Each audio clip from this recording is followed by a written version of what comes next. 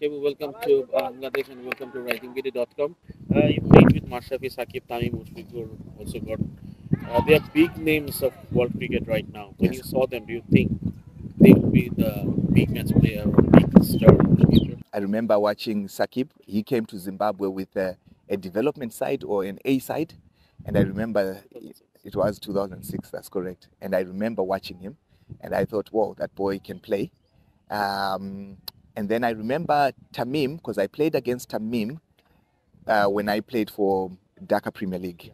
So he wasn't in the national team then, but he scored 80 something, I think it was 88, and he got out in the 10th over. So obviously, with his innings like that, you know that we scored a big, I got big runs as well. We got 350. And I thought, if he carries on like this, he's going to win the match because it was only the 10th over and he was already on 88. So obviously, with special hitting like that, I knew he was going to make it. And I remember Rahim, as a little boy, he was 16, and I played a warm-up game with him. So I remember asking him, and I said, "How old are you?" I said, 16, because he was just a little baby. And I remember he said, 16. I said, "You're doing good. Just carry on working hard." So it is good to see that some of these players that I saw by chance, as they were coming up the ranks, I could tell that there was something. And also, I think I've got natural talent for spotting, talent that's coming through. Best memories of playing in Bangladesh? Obviously, the 153, which remains my highest international score. So obviously, it's at a different ground, so which is no longer a cricket ground. But yes, it will be the 153. Have you ever been to Bangabandhu later? I haven't been. I hear that Dhaka has changed a lot. There is the railway, the metro, sorry, that is being constructed. I'm looking forward to seeing that. But I haven't been to Bangabandhu after that. And Mohammad Ashraful was a big superstar then, but after 2012, he couldn't make his career big, getting involved in the fixing. What was your assessment on him? I was really sad when that happened because Ashafu is a very good friend of mine.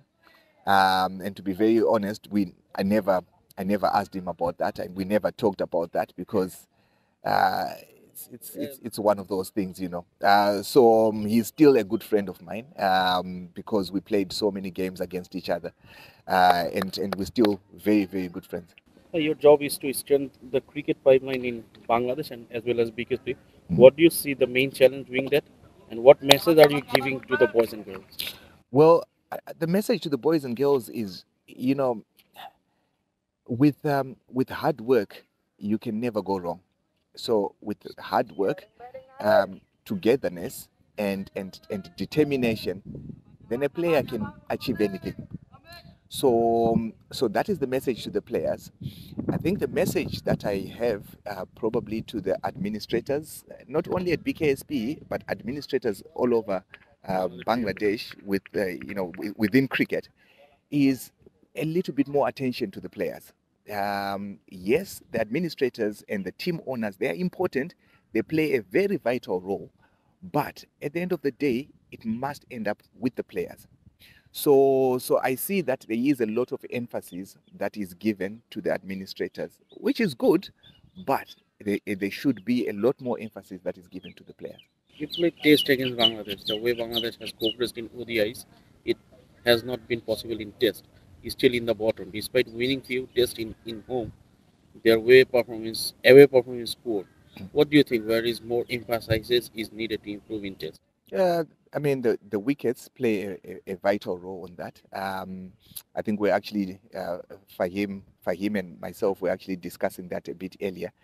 And I feel that if Bangladesh can produce two centers, I mean, BCB has got enough money to produce two centers where they can have bouncy tracks. If they have those bouncy tracks, they must get players playing in those bouncy tracks. That's the only way they're going to simulate conditions that are abroad. But if we continue playing on low tracks, then when we go abroad, then it will be a different matter, and we have to start to get accustomed to the bouncy tracks. But if they are accustomed to the bouncy tracks already in Bangladesh, there are two things that will happen. Number one, they understand conditions abroad. Number two, they'll produce more quick bowlers as well, because that's one thing that Bangladesh has failed to do over the years. Though they've improved a lot in a lot more departments, but if they can produce more quality pace bowlers, then it will be a complete unit. Is Test cricket just a temperament or solid cricket? Sehwag never showed his temperament. Has been successful in playing basic cricket. You succeed well, you pay patiently.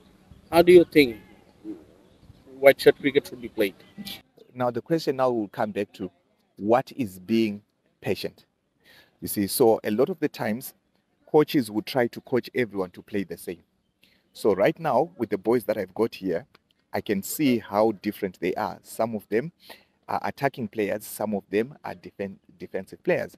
So I try to produce them that way. So an attacking player can still play Test cricket and still be able to do well by attacking, but attacking positively and knowing that they're playing long version of the game. It is something that is easy to do, but it just needs a bit more attention. That's all. What are you doing to create a batsman who can bat in the long in the Test cricket? When you are riding a bicycle, when you learn how to ride a bicycle, you do not learn by reading. You do not learn riding a bicycle by people telling you that you ride a bicycle like that. You learn riding a bicycle by actually riding a bicycle. So the cricketers will learn cricket by playing cricket. So right now it's supposed to be just practice, but I arranged a 3-day game because they will learn by playing. So when we then discuss, they can put it into practice. Now, so a lot of my practice sessions revolve around game. So once they play this 3-day game, on the 18th, they've got another 2-day game. So they learn by playing cricket, they learn by playing games. And they're taking that on board very nicely. A lot has changed in modern cricket now. Mm. Not many success match without power hitting. Batting requires strength as well as physical strength. Mm. Are you paying attention on that? Well, there are 4 aspects that you've got to pay attention, to as a coach, and that's number 1, the technical; number 2, the tactical; number 3, the physical; and number 4, the mental. A lot of coaches will cover the basic 3, which is the technical, the tactical, and the physical, because you can see with your naked eye. So you can see that this player needs to get stronger on his shoulders. You can see that this player needs to lose a little bit of weight. You can tell that this player needs to get a bit fitter, because you can tell with your eyes. You can tell that this player is technically has got a technical fault there, because you can see. You can see that, oh, tactically they were supposed to play it this way. You can easily see with your eyes, but the mental can't be seen with the eyes. So a lot of players neglect that 4th one, but it is also as important. So I have my team discussions with the players, and we try to cover. Not we try, we actually do cover it. So we do cover it so that when we can get those 4 aspects working together, then we've given the player the best opportunity to be the best.